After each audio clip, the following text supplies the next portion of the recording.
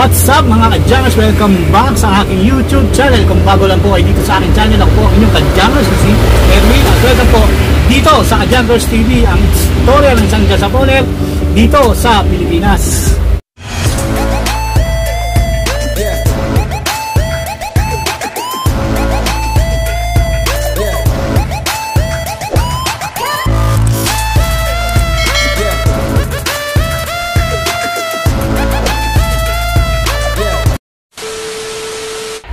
Today's video mga dyan, magandang hapon sa inyo sa mga ipan ng mundo. Ang araw ngayon ay Friday, July 18 na po mga dyan. So ngayon lang tayo nakuha video po today para doon sa i-update natin PET malinis doon sa ating huling upload na part 1, no?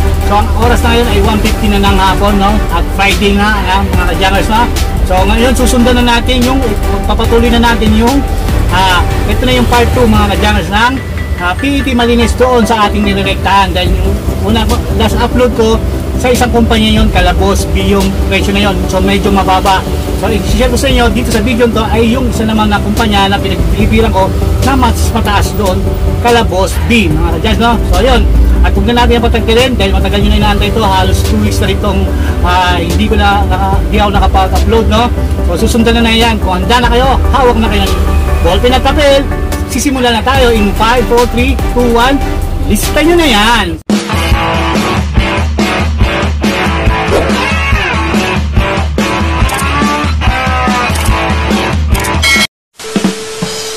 So ito mga ka-Jangers, effective to nung June 4 pa.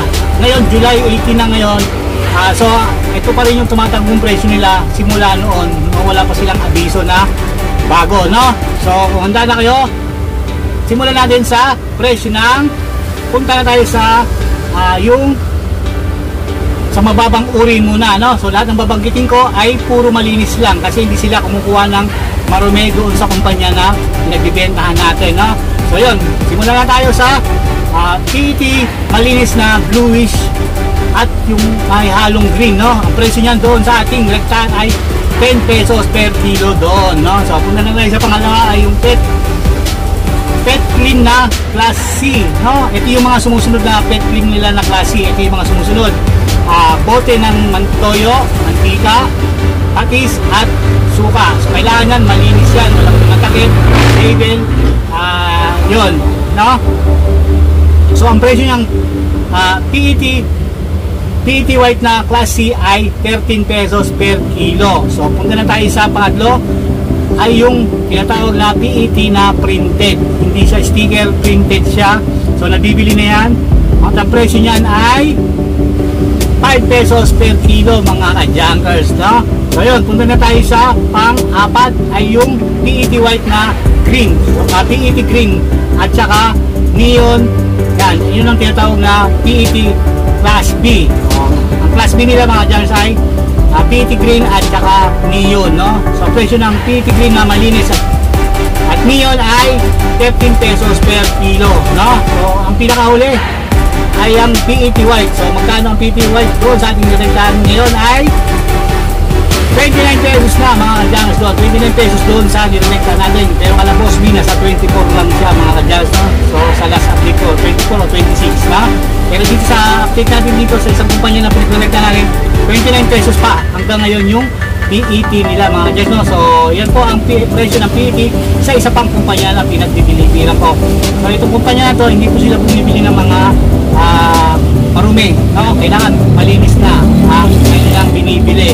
So sa nirektahan natin, kumukuha rin sila ng presyo ng mga takip, no? Mga assorted na takip, kumukuha sila niyan. Mga puti na takip, kumukuha sila niyan, no? So yun, lahat ng mga presyo na banggit ko, gawin nyo na yung type, pagkumpara nyo lang yan doon sa inyong mga pinagbibenan o pinagrektahan na mga kalakal ninyo, no? So sa mga bago sa simula pa lang, yan po, meron po kang idea kung magkano ang bentahan ng mga jam-jam sa mga gilingan, no? So yun, sana nagustuhan nyo ating video for today. Kung nagustuhan nyo naman, pakilike naman. Kung hindi pa kayo nakapag-subscribe, syempre dito sa ating channel, click yung subscribe button, hit the notification bell para ma-update ko kayo sa mga bagong i-upload ko pang mga video. So muli, ako ang inyong ka-Jangers na si Erwin. Kita-kita tayo susunod.